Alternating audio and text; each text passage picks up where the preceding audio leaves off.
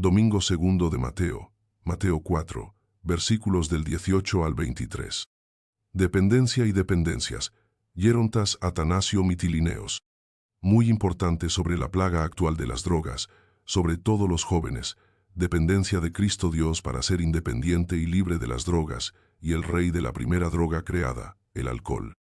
Llamada de los 4 primeros discípulos, Mateo 4, versículos del 18 al 25.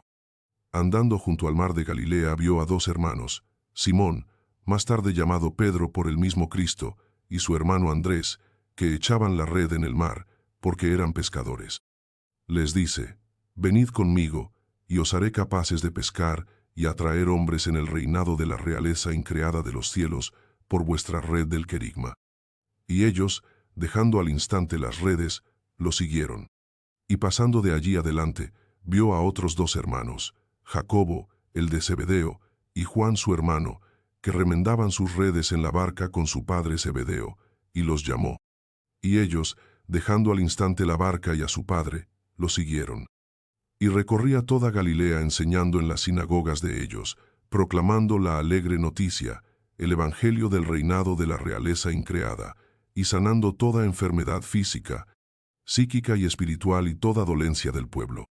Y su fama se difundió por toda Siria, y le trajeron a todos los que padecían males, afligidos por diversas enfermedades incurables y tormentos, psíquicas, físicas y espirituales, endemoniados, lunáticos y paralíticos, y él los sanó a todos. Y grandes multitudes lo siguieron desde Galilea y desde Decápolis, las 10 ciudades helénicas griegas, y desde Jerusalén y Judea, y desde más allá del Jordán. A medida que, queridos míos, se abre el período litúrgico del evangelista Mateo, nuestra Santa Iglesia presenta aquella hermosa imagen en la que el Señor busca a sus primeros discípulos junto al lago de Tiberíades. Allí encontró los 2 primeros pares de hermanos, a quienes llamó para que lo siguieran. Eran Pedro y Andrés, Santiago y Juan. Fue una hermosa mañana en la orilla del lago. Allí, en las aguas tranquilas del lago, vio al primer par de hermanos echando una red en el mar, porque eran pescadores. Echaban su red al mar, pues ese era su oficio. Les dice, venid conmigo, y os haré capaces de pescar y atraer hombres en el reinado de la realeza increada de los cielos por vuestra red del querigma. Predicación. Mateo 4, versículo 19. Y ellos inmediatamente dejaron la barca y a su padre, y lo siguieron. Ellos, sin tardanza, dejaron sus redes y lo siguieron. Y cuando el Señor avanzó un poco más, vio al segundo par de hermanos, Santiago y Juan. También a ellos les dijo que lo siguieran. Y ellos, dejando al instante la barca y a su padre, lo siguieron. Los primeros dejaron sus redes y le siguen. Los segundos dejaron barca y padre, y siguieron a Jesús.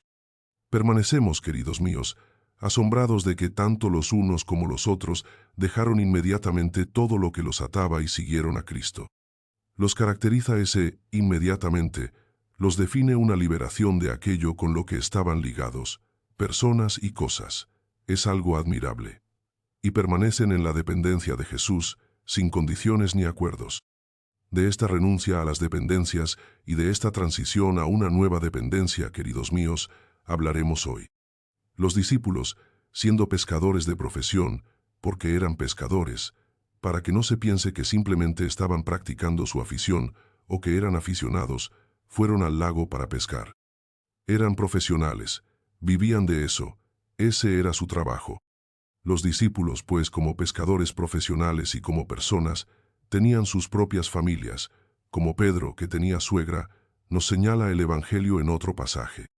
O bien eran aún solteros, como Santiago y Juan, que vivían en la casa paterna con su padre, su madre y probablemente otros hermanos.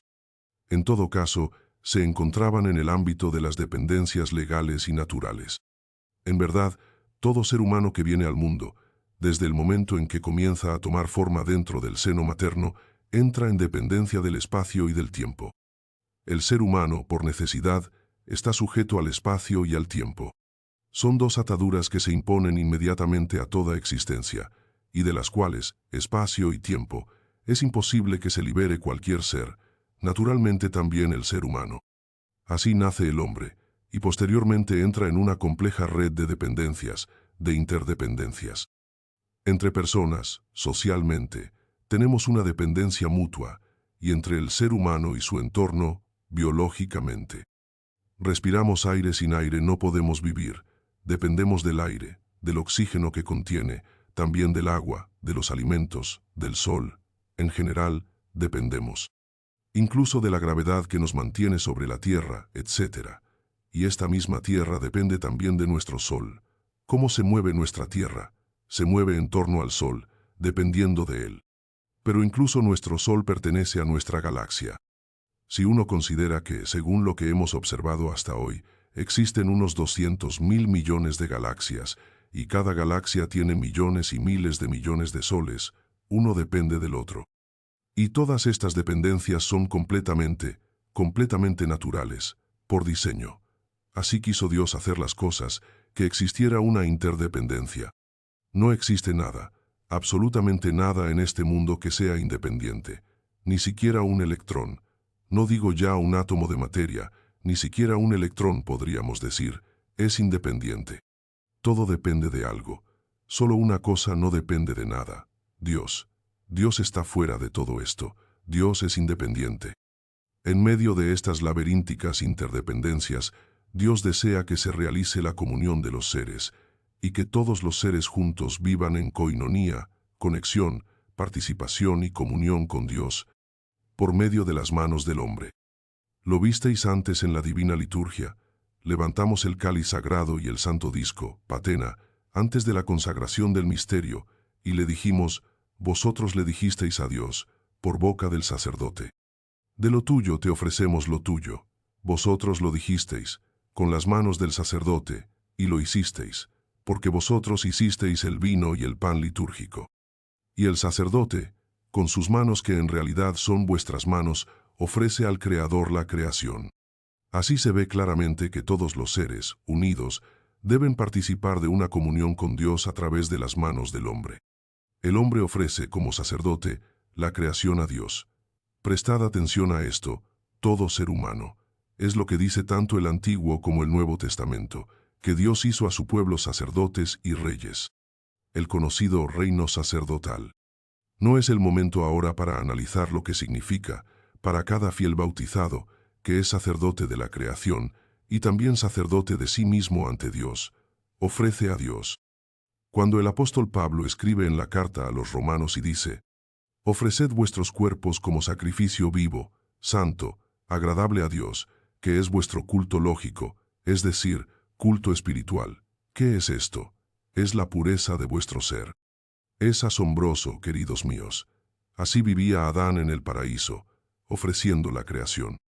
Dependiente de la naturaleza porque comía, bebía, respiraba, y sin embargo ofrecía a Dios la creación como sacerdote de la creación. Es grandioso, así lo quiere Dios. Y vuelvo a decir, es verdaderamente grandioso.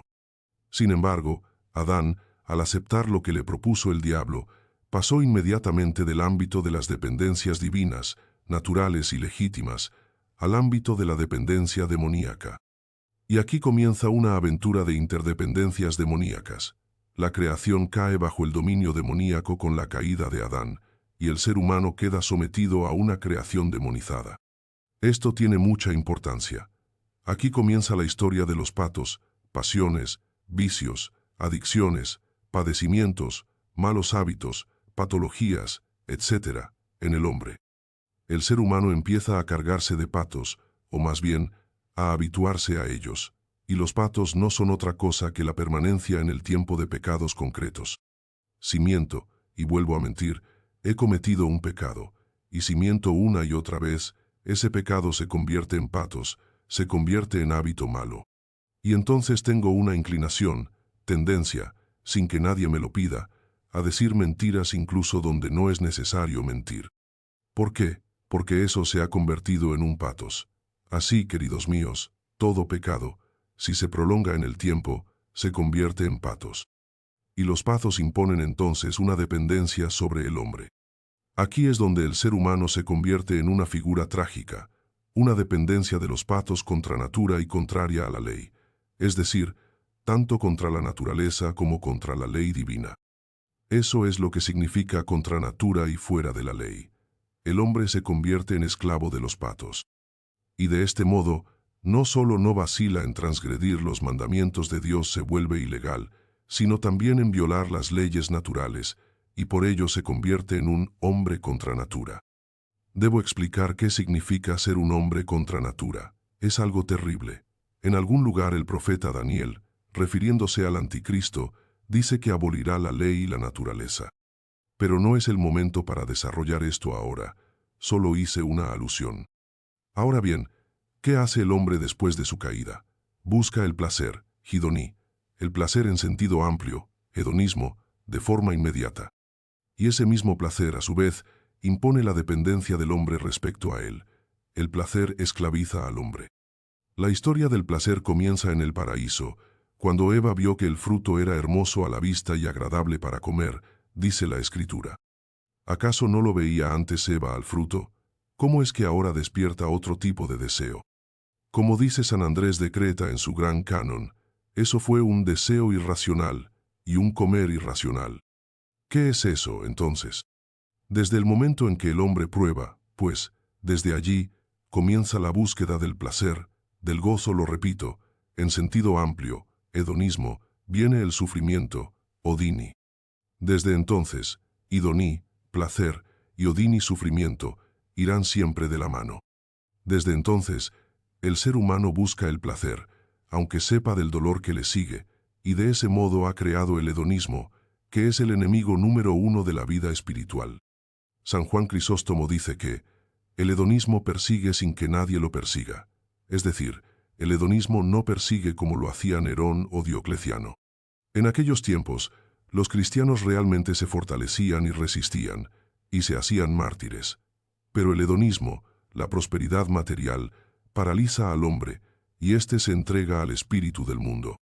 Por eso dice San Juan Crisóstomo, de forma profundamente psicológica y veraz, que toda esta historia del hedonismo es lo peor para el hombre. Aún el eudemonismo, bienestar y placer, se busca en la riqueza, es decir, en la abundancia de bienes, en todo aquello que excede nuestras necesidades.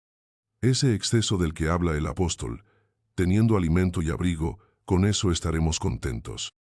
De esta abundancia nacen la soberbia de la vida, es decir, la ostentación y la proyección de un ego supuesto, de un yo que se cree que existe y que sobresale. Yo soy yo. Dentro del eudemonismo también se busca una cultura inflada, sobre todo técnica. También se busca la satisfacción del instinto sexual, con todo el repertorio de las perversiones. Llega un punto de saciedad, y entonces se buscan nuevas formas de satisfacción, lo que lleva al terreno de las desviaciones y perversiones. Esto mismo hicieron los sodomitas. Se hartaron de pan, dice la Escritura, es decir, se saciaron, tenían muchos bienes, y buscaban encontrar el placer por nuevos caminos. El fumar el cigarrillo, sí, atención, el cigarrillo es hedonista, como también el alcohol, el más antiguo, el rey de las drogas. Por eso el hombre no puede dejarlos. Estimulan el sistema nervioso, y dejan memoria sobre él, y aunque, hermano mío, los hayas dejado alguna vez, existe una gran probabilidad de que los recuerdes de nuevo y recaigas. ¿Por qué? Porque, simplemente, son drogas, y se le ha dado incluso la calificación de aceptación común, drogas de aceptación común, así es. Por tanto, el cigarrillo y el alcohol pueden considerarse el sello distintivo de nuestra cultura hedonista, no es exageración. Porque el cigarrillo y el alcohol abrieron el camino hacia las drogas, que constituyen ya la cúspide del problema. Nadie ha caído en las drogas sin antes haber bebido y aprendido a fumar. Son la entrada, el puente. De hecho, estos días, ayer o anteayer, tuvimos el Día contra las Drogas. Que estas palabras que compartimos se consideren una pequeña, pero muy importante, aportación a esa lucha, con base teológica. Porque he observado que hablamos del problema, proponemos miles de métodos, excepto aquel tan importante, tan grande, inculcar en nuestros hijos el temor de Dios. Y que no busquen el placer, en ese sentido amplio. Así, el cigarrillo, el alcohol y las drogas crean terribles dependencias en el hombre. Terribles. ¿Quieren que describa cómo? No lo haré. Puede que lo hayan visto con sus propios ojos, personas víctimas, especialmente jóvenes, atrapados en estas situaciones. ¿Saben que en Grecia, entre los estudiantes, hay 27 chicos y chicas que consumen drogas? ¿Lo oyeron bien? 27.000 estudiantes. ¿No les preocupa eso? ¿No pueden pensar que un hijo suyo, un nieto, podría estar dentro de esa cifra? Y como ya dijimos sobre esta relación entre el placer y el dolor, por eso hoy vemos incontables víctimas que, comenzando por el placer y dependiendo de él, viven el más terrible dolor, el más trágico sufrimiento, hasta la muerte, y estas dependencias crean la más cruel tiranía. Y el hombre permanecerá siempre condenado a estas dependencias diabólicas. ¿Cómo decirlo de otro modo? Diabólicas. ¿Quién creó las drogas? Dios no, queridos míos. ¿Es Dios responsable? De ninguna manera. Las uvas que hacen vino, ¿quién las creó? Dios. Si existen borrachos, ¿es culpa de Dios? Líbranos, qué blasfemia. Es la sugerencia del demonio. Come esto o bebe esto. Pero Dios no lo hizo para eso, para que lo comas o lo bebas así. No todas las cosas son para probarlas. Tienen múltiples propósitos. Aunque no tuvieran un propósito, que sí lo tienen, aún sin propósito serían el árbol del conocimiento del bien y del mal, que Dios dice, de esto no comerás. Ven que en la historia continúa la presencia del árbol del bien y del mal. ¿Pero todo seguirá así? No, queridos míos. Por eso vino el Hijo de Dios, para romper estas dependencias antinaturales y llevarnos de nuevo a la dependencia natural y divina. Cristo nos devolvió a la medida del uso de la creación. Solo lo que es natural se bendice. Lo que es antinatural no se bendice. El matrimonio es bendecido, pero no la fornicación o el adulterio. Comer es bendecido, porque así fuimos creados. Recuerden cuando resucitó a la hija de Jairo y dijo, «Dadle de comer». ¿Acaso quien la resucitó no podría haberle dado fuerzas sin necesidad de comida? No. Así nos ha creado Dios. Sin embargo, la glotonería o gula no es bendecida. Nos dijo que amemos a nuestros padres, a nuestros hijos y a los demás hombres, pero no más que a Dios. Puso una jerarquía. Nos dio una hermosa naturaleza que podemos aprovechar, pero no abusar, ni destruirla ni deificarla. De este modo, el Señor nos sacó de la dependencia demoníaca e ilegal a una dependencia natural y legítima. Y no solo Cristo nos liberó de la dependencia antinatural y demoníaca, sino algo aún mucho mayor, inconcebiblemente mayor. Vino a romper las cadenas del Prometeo encadenado al cáucaso de la corrupción y la muerte. ¿Por qué? Porque tras la resurrección común no existirá más corrupción. Corrupción significa cambio físico, comer, tener hambre, dormir, cansarse. Y dice Pablo que Dios destruirá tanto el vientre como los alimentos. ¿Por qué? Porque ya no habrá corrupción. Se anula también la muerte. Corrupción y muerte, ambas se eliminan. Por tanto, vientre y muerte son los dos enemigos invencibles que serán vencidos, y de los cuales ahora somos completamente dependientes. Eso es lo que nos trajo el Señor. Vino a romper las cadenas del mal y de las dependencias. Observamos que cuando el Señor llamó a las dos parejas de hermanos, Pedro, Jacobo, Juan y Andrés, los mencioné en otro orden. Ellos dejaron ciertas dependencias naturales, legales y bendecidas. Eran pescadores. ¡Qué hermoso oficio! Tenían familias, su padre, su madre, pero dejaron también sus herramientas. Eran dependientes de todo eso. Pero aquí tenemos algo sorprendente con estos discípulos. Estas dos parejas de discípulos comenzaron un proceso de liberación progresiva, incluso de esas dependencias naturales y bendecidas, para pasar a una única dependencia, Cristo. Lo dejaron todo, las redes, el barco, al Padre, el oficio, todo. El Señor les dijo, «Venid, y os haré pescadores de hombres». Eso hicieron los discípulos, es decir, se liberaron de las dependencias, lo repito una vez más, naturales, legales y bendecidas, para aceptar otra dependencia. Así, el Señor devuelve al ser humano a la primera, primigenia, paradisíaca dependencia. Queridos, el Evangelio de hoy, con una imagen tan simple y natural, nos mostró cómo debemos movernos. Y lo primero y más importante es que debemos romper toda dependencia demoníaca. Los patos deben irse. Después debemos romper, en la medida en que sea posible, ya que vivimos en el mundo presente, toda dependencia natural de cosas y personas que puedan impedirnos dar el siguiente paso. ¿Alguna vez han pensado que el ayuno es un ejercicio que intenta liberarnos, hacer que seamos más independientes del fenómeno que se llama vientre y glotonería o gula? La cenitía, término teológico, exilio, expatriación, es decir, el hecho de decir, me encontraré lejos de mis seres queridos y de mi patria. En ocasiones puede ser tropical, agradable o placentero, pero principalmente es local. Debe ser tanto tropical como local, si lo prefieren. ¿Qué es, por favor, la cenitía? Un maravilloso ejercicio de desapego, desintoxicación, en el contexto de la dependencia.